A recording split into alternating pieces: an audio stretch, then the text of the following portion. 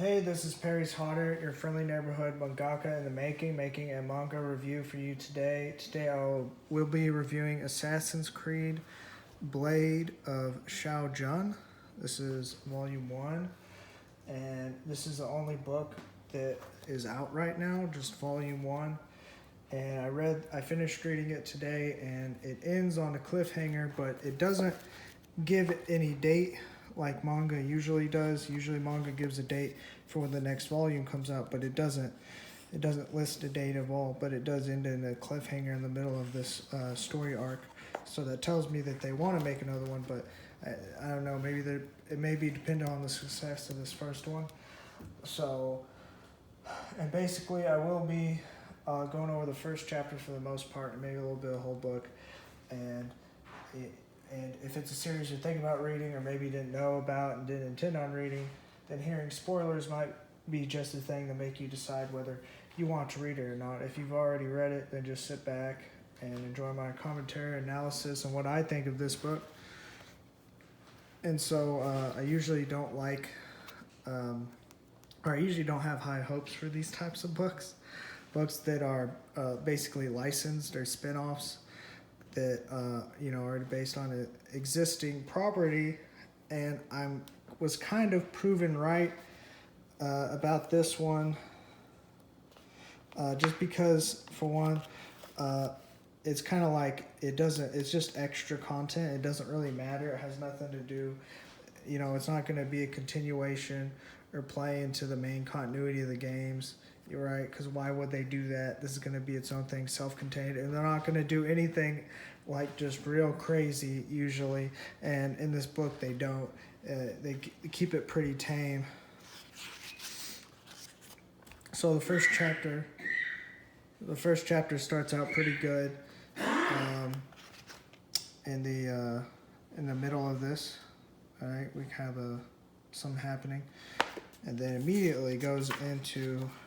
Oh no, after this chapter 1 homecoming, then immediately goes into exposition, and this is, I don't really like exposition like this, but basically I had to read this a couple times to understand, but basically it's saying how Japan ended up, or not Japan, but my bad, China in this case ended up fighting a two-front war between Japanese pirates and Mongols, and that the next in line for the Ming Dynasty was not a good guy, and I think probably a Templar, which Templars are the enemies of assassins, as you'll soon find out. And I think there's a lot better ways to deliver exposition. For one, I think they could have waited on this. This is information that I don't think is all that pertinent to the series. They could have just cut this out altogether, or said it in less words, or they could have done it later and with characters having conversations instead of just straight up narration.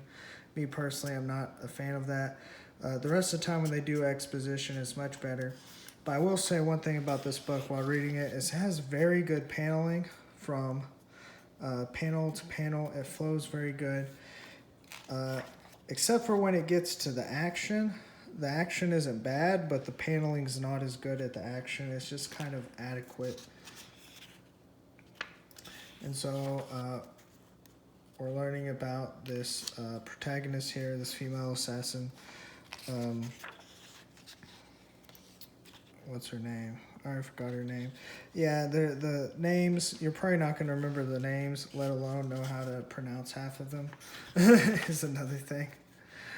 And she starts out captured in this story, explaining her background. And I will say this, for someone, if you've already played the Assassin's Creed game and is familiar with the series, then this will be very nostalgic for you. It will be enjoyable.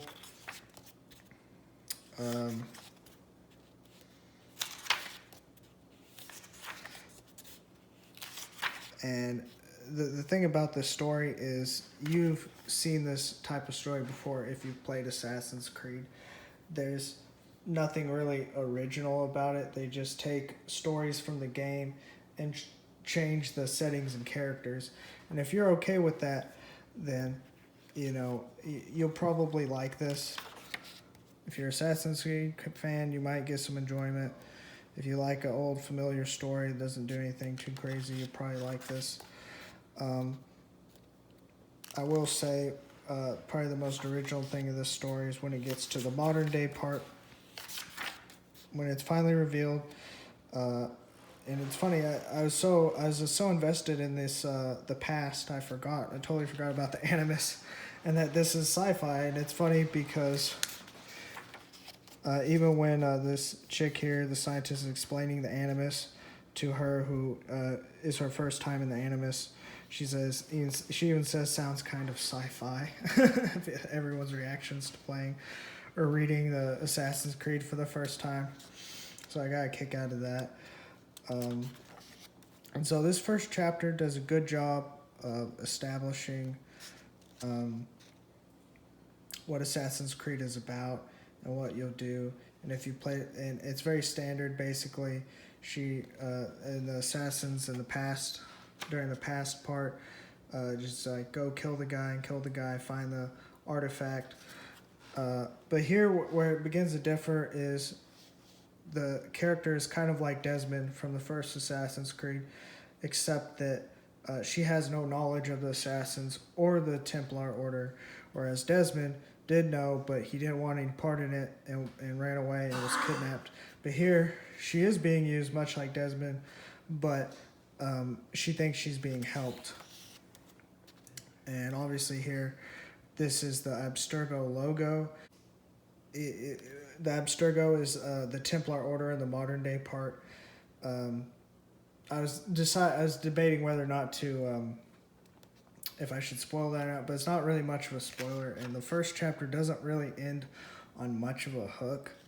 It's like, she's a bad guy, And honestly, if you never played Assassin's Creed, you might not pick up on it, other than like, this dialogue seems kind of suspicious, but it doesn't outright, spoil it. But of course, if you're familiar with the games, you'll know right away. And even if you're not, you may be able to connect it pretty easily. That's why I don't think it's much of a spoiler. The second chapter goes much better, because then we get a flashback of the past time person. And I love this type of non-linear storytelling. We get some background on her. I kind of wish that maybe the first chapter had started out with that instead of the standard, like the game, basically. And I do love how much it switches back between the past and the modern day. That's very nostalgic, and I love that about the game, as well as this book. Even the Assassin's Creed movie, they only did it at most 3 times, and I kind of wish I'd done it more, like maybe 5 times or so. I think they could have done a lot more in the Assassin's Creed movie. It was just okay. This is already a lot better than, I think, the Assassin's Creed movie, this book. And so it kind of does another little short arc. And there's hinted at there's some other assassins that are out. They're going to end up helping her. And then there's another little arc, and that's where it ends in the middle of the book. So, given with the information I gave you, you can decide whether you want to read this or not. Anyway, that's a review. If you enjoyed my review, leave me a comment of why and what other series you would like me to review. And if you want to see future reviews, then be sure to subscribe and hit the notification bell as well, so you will be notified when I upload the next review every Tuesday. I'm trying to anyway. Today's Wednesday. I also have my own manga, Cold-Blooded, about Rembrandt Snart, who misses his father, and while holding out hope after his father's disappearance 5 years ago, he discovers latent reptilian abilities brought out by a shadowy figure determined to end his life. Cold-Blooded is available to read on Webtoon, Tapastic, and other sites as well. Links are in the description for them all, and if you liked what you read and can't wait to read more, then for $3 per paid post on my Patreon, you can read a chapter ahead every time a chapter comes out on Webtoon Tapastic for free. So, if you ain't read a comic yet, then what are you waiting for? Go read Assassin's Creed Blade of Shao Volume 1.